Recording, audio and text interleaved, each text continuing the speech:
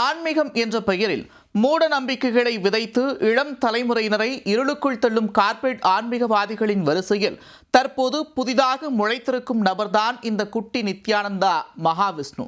Stand up காமெடியனாக தோன்றி யூடியூபராக வளர்ந்து ஆன்மீக சொற்பொழிவராக அவதாரம் எடுத்து ஜூனியர் நித்யானந்தாவாக வலம் வரும் இந்த மகாவிஷ்ணு யார்? அவரது பின்னணி என்ன? 4 ஓஷோ புத்தகம், 4 விவேகானந்தர் புத்தகம், 4 ரமண மகரிஷி புத்தகம் இவற்றை படித்துவிட்டு மேடைதோறும் வாந்தி எடுத்தால் போதும் புதிய அவதார புருஷராக உருவெடுத்து விடுகிறார்கள் இன்றைய நவீன கார்ப்பரேட் சாமியார்கள்.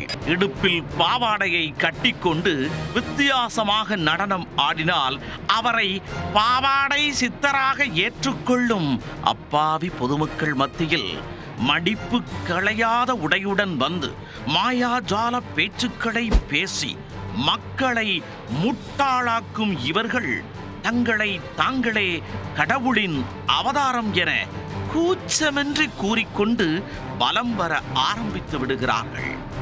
ஆன்மீகம்தான் இன்றைய காலகட்டத்தில் நல்ல பிசினஸ் என்பதை புரிந்து கொண்ட இவர்கள் அறநெறிகளை போதிப்பதாக கூறி 2K கிட்ஸ்களின் மனதில் பேதங்களை விதைத்து கல்லாக்கட்ட ஆரம்பித்து விடுகிறார்கள்.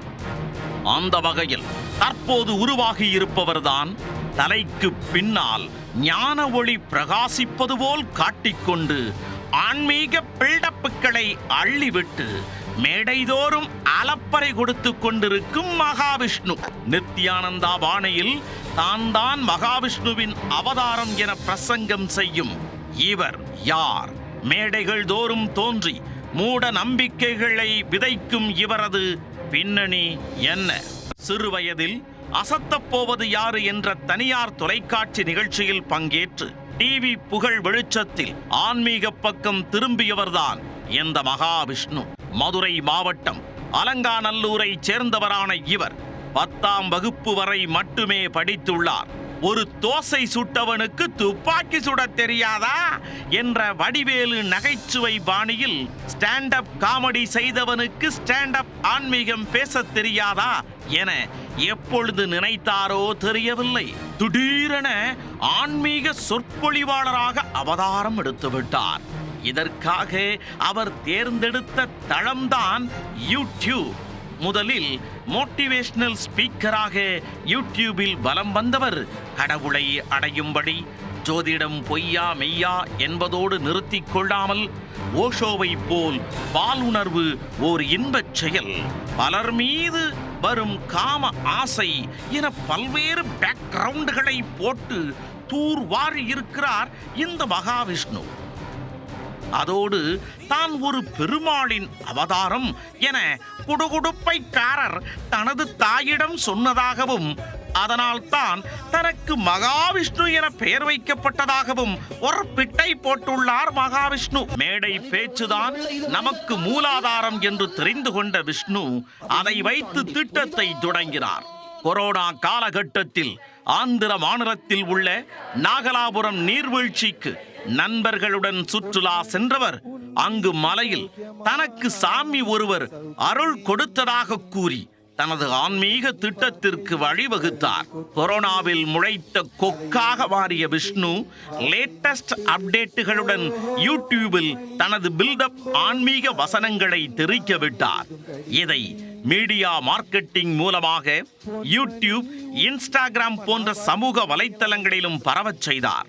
அத்துடன் ஆன்மீகவாதியாக இருந்தால் மட்டும் நாம் பணம் சம்பாதிக்க முடியாது என்று உணர்ந்த விஷ்ணு 2019ஆம் ஆண்டு திருப்பூரில் பரம்பொருள் ஃபவுண்டேஷன் என்ற அறக்கட்டளையை தொடங்கி நிதி உதவி, அன்னதானம் போன்றவற்றை செய்வதாக அலப்பறை விட்டு கொண்டார். அதன் பின் ஆஸ்திரேலியா, சிங்கப்பூர் என உலக சுற்றுப்பயணம் மேற்கொண்ட மகாவிஷ்ணு தனது வகுப்பில் பங்கேற்க 2000 ரூபாய் முதல் 10,000 வரை கட்டணம் வசூலிக்க ஆரம்பித்துள்ளார். இதனால் மாதமானால் மகாவிஷ்ணுவின் காட்டில் பணமழை கொட்டுவதாக கூறப்படுகிறது. மேலும் குருவின் கருணை என்ற பெயரில் காயகல்ப லேகியம், ருத்ராட்சம், கருங்காலி மாலை, விநாயகர் சிலை என பல்வேறு பொருட்களையும் விற்பனை செய்து வருகிறார்.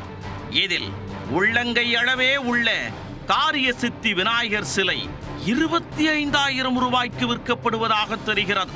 நித்யானந்தா பாணியில் தம்மை கடவுளின் அவதாரம் என கதைவிட்டு அப்பாவி பொதுமக்களை மூளைச்சலவை செய்து கட்டண கொள்ளையில் ஈடுபடுவதை வாடிக்கையாக கொண்டுள்ள இந்த ஜூனியர் நித்யானந்தா தற்போது பள்ளி மாணவிகளை மூளைச்சலவை செய்து வசமாக வாங்கி கட்டி கொண்டுள்ளார்.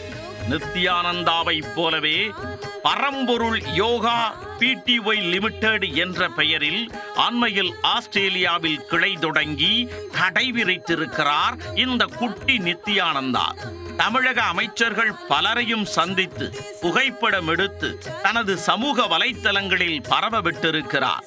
அப்பாவி தமிழர்களை ஆன்மீக மூளைச்சலவை செய்து உல்லாசமாக வாழுகிற நித்யானந்தாவை அப்படியே பின்பற்றி உலகம் முழுவதும் ஜூனியர் நித்யானந்தாவாக வலம் வருகிற இந்த மகா விஷ்ணுதான் இப்போது தமிழ்நாடு அரசிடம் சிக்கிக் கொண்டிருக்கிறார்.